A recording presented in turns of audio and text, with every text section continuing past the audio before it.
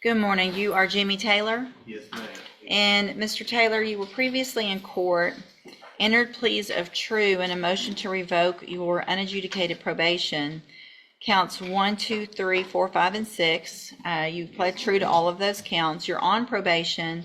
The second-degree felony offense of theft of property with previous convictions with findings that prior offenses were true. You were placed on that probation January 24th of 2024. I have received the pre-sentence report, as well as there was one incident report from the jail, a page that should have been sent to you all, and also Mr. Coleman has also provided a copy of the court's sentencing hearing, a transcript from that original sentencing back on January 23rd of 2024. Has everyone had an opportunity to review all of those things? We have, Your Honor. The state has, Judge. Are there any additions or corrections to that updated report? Not from the defense. Not from the state, Your Honor. There are a couple of things I'd like to speak to if and when the court would like to hear from you. Yes, of course. So let me just, there's no agreement in this, correct? This was just open to the court? That's correct, Your Honor. Yes, Your Honor. And, all right, Mr. Rojas, you may proceed. All right, guys.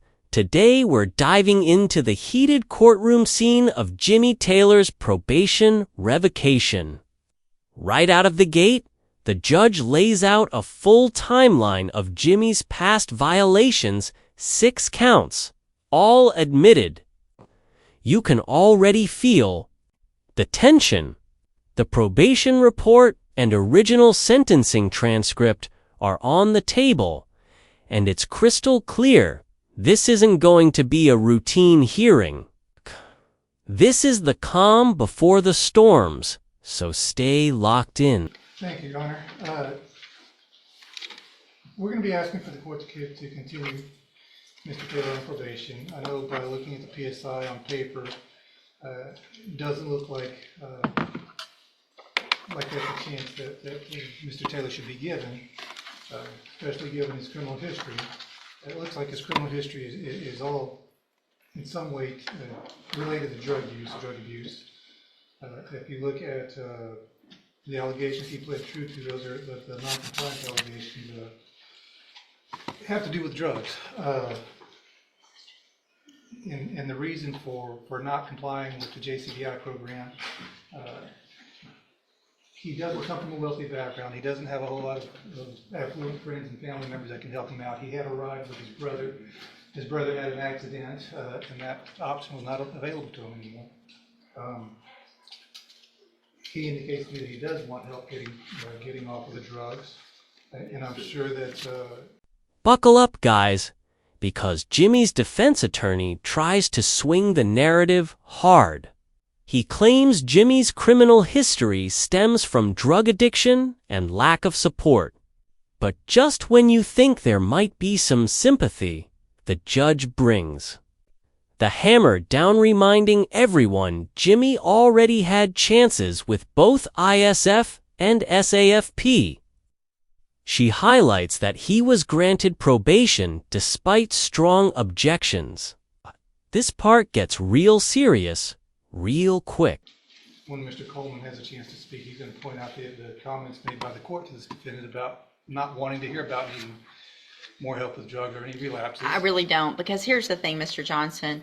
I'm looking back at your original pre-sentence report that when I put you on probation, and I make notations on those reports and make highlights and those types of things. And I'm noting that in that report, you already, before this case, had gone to ISF and SAFP, and then on this probation, I sent you to ISF at the beginning of the probation. Is that correct or no? I believe parole sent him to ISF. Yes, ma'am. So you were on parole. Yes, ma'am. I gave you a probation against Mr. Coleman's wishes and really against what looked like I should have. You went to ISF regardless of who. So you've been to ISF twice. Is that correct? You're looking at her. You've gone. Have you been to ISF once or twice? Here, we go. Jimmy tries to explain, but his own words start unraveling his defense. He claims he never really had a chance, but the judge shuts that down fast. Her tone gets sharper, reminding him that even after prison and rehab, he tested positive for cocaine. You can literally see the courtroom patients wearing thin. This part's brutal, watching someone dig a deeper hole with every word they say. How many times? Twice in 20 years. Okay, so you've Well, been, I've been in prison 23 years out of the last 30 years. So I've been doing my time, and but you I keep haven't had getting, a chance to, to do what? Because you've been to SafeP, you've been to ISF, and you went to ISF more recently, right? yes ma'am. Okay. As soon as I got out, I got it right on probation. And I haven't had a chance to. You got right on probation. You didn't. Yes, ma'am. You And then I tested. had to go to Beaumont, which You I'm tested from, positive so for cocaine yes, after I all of understand. this time, and all of the different things that have been given to you, and the opportunity that I gave you back in January of last year. You pled open, just open to me. I could have done Yes, I did. anything. Yes. I could have sent you to prison for 20 years, 10 years, and I gave you an opportunity. And I said on that day, because Mr. Coleman printed it out for I know me, what you said. well, Ma'am. so how do I do anything other than what I said? I mean, it's a situation. I've got parents. My mother's 90 years old. Man, I don't want her to die and I be Hey, in prison. we're not talking about anybody You but know, you today. Yeah, I know. I'm sorry your mom's that old and that you Yeah. haven't been around to be with her, but that's whose fault? It's not going to be my I fault if understand you're what not there. saying, but How about some personal responsibility instead of my mama's that's old what and I don't would send me like to do, prison? ma'am, you know. This segment is where things hit a boiling point. The defense pleads for leniency, asking for a low-end sentence. But the prosecutor fires back, calling for the full 15 years.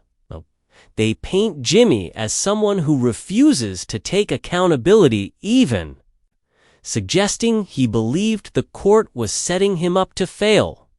It's raw, intense, and the judge's frustration becomes more visible with every second.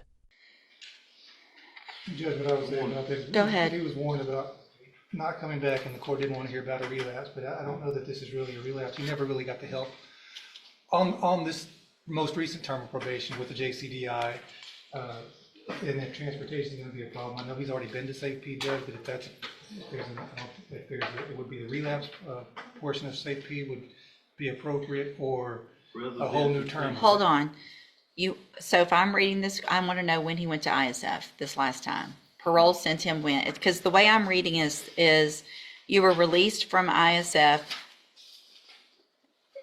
and started JCDI August 6th of 2024. So I put you on probation in January, and between January and August, you went to ISF last year. Is that correct or no? Rose sent him to ISF because of this new charge. Okay.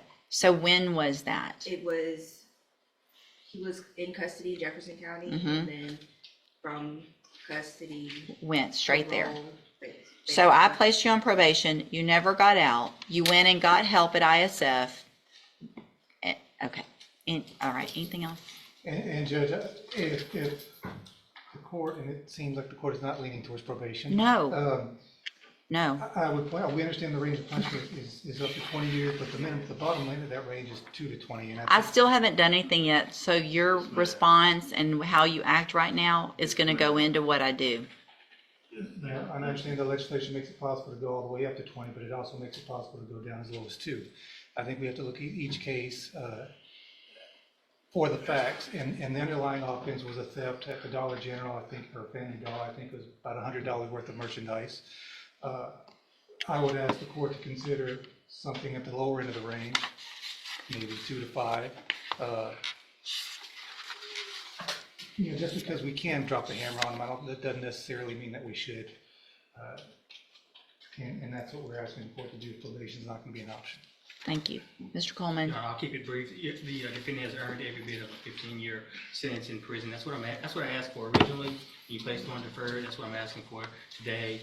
Three things I'd like to quickly point out, Your Honor. Looking at the defendant's version in the updated PSI, he says that when he was placed on in the JCDI program, that he believes it was an attempt to set him up for failure, demonstrating a lack of acceptance of his own responsibility. The resources and time that have been dedicated to this defendant, limited resources, mind you, could have been redirected to someone who is more amenable to being rehabilitated. Lastly, you got his full criminal history there in the original PSI. And I provided you with the transcript from the sentencing just to remind the court. I know you see a lot of defendants, but just to remind the court that you essentially told him up front this was essentially a zero tolerance probation. And I do appreciate that because I do see a lot and I don't remember it all. But Mr. Taylor, do you have anything you want to say? Yes, ma'am. Been through a lot of things in my life, people dying in my family and other things, drugs, but, I think, that I could do better if I had a chance, proper opportunity, ma'am. The hammer finally drops. The judge sentences Jimmy to 12 years, calling out the repetition of his behavior and his refusal to use the tools given. And just when you think it's over, Jimmy tosses a last-minute attitude as he walks away, and that triggers a stern warning. The judge reminds him that she can still add years to the sentence if he disrespects the court. The entire room freezes. This is courtroom authority at full force. Yeah, I did a lot of time. I've done my time. You have. I don't think just putting me in prison I think I need a chance. I really do. It doesn't make any sense because you're saying, you've done a lot of time, and at some point you either say, I don't like prison and I want to do better. That's what I want, man. But you didn't take advantage of the opportunities you were given. You're saying you want help, and we gave you help, or parole gave you help. So you didn't even get out on my probation yet. You had ISF, a reminder of the tools that you had a long time ago. You had those things, and you got out, and you didn't take advantage of the opportunity that I told you. You better take advantage of it because you're not going to get it again. You're saying the same things that you said. Please just give me another chance. I'm going to do better. Please send me to ISF or a safety. It's all the same thing that you're saying, and no one is setting anybody up for failure. I can hang on. To the JCDI. I had back surgery. So what you're telling me is when did you have back surgery? 8 years ago. Okay. But they only did half. Listen. I'm not making excuses. If you're throwing out to me that you had back surgery 8 years ago, then you are digging for everything you possibly can, and we're done with all that. I'm going to find that you previously entered your pleas of true to counts 1 through 6 freely and voluntarily. I'm going to find those counts true. I'm going to find sufficient evidence to find you guilty, and at this time, find you guilty of theft of property with previous convictions. I'm going to sentence you to a term of 12 years in the institutional division of the Texas Department of Corrections. You will receive credit on that sentence for any time that you've been in custody that the law gives you the right to receive. I'm going to hand you. In this final moment, the courtroom echoes with a reminder: disrespect has consequences. As Jimmy tries to leave, the judge calls him back and puts him in check, telling him straight up she can extend his sentence if he keeps talking. It's tense, humiliating, and brutally real. This is not just about one man's fate, a lesson in how choices and attitude define your outcome. Like the video, subscribe to the channel, and we'll see you in the next one. Trial court certification that shows this was not an agreement. You do have some limited rights to appeal. You can talk to Mr. Rojas about that. I'm also going to hand you a written admonishment regarding your ineligibility to possess a firearm or ammunition. Because of the judgment entered against you, you're ineligible under Texas law to possess a firearm or ammunition. Possession of a firearm or ammunition could lead to charges against you. Firearm is a legal term, and you should read the written admonishment I provide you to see what devices qualify as a firearm. If you have any questions about the laws that make you ineligible to possess a firearm or ammunition, or about how long that lasts, you can talk to Mr. Rojas. Y'all need to sign that, and he'll give you a copy of it. Thank you. Thank you, ma'am, for being here.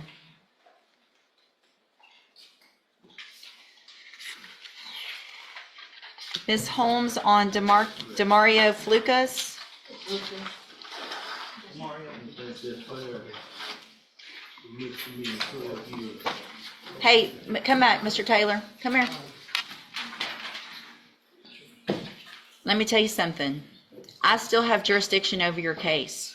So any disrespect that you show me right now, I can add years to that number. Is that what you would like to do? I do think it's fair. It doesn't matter that it's a misdemeanor. You keep doing it over and over. Go back with the bailiff. And you probably should keep your mouth shut this time.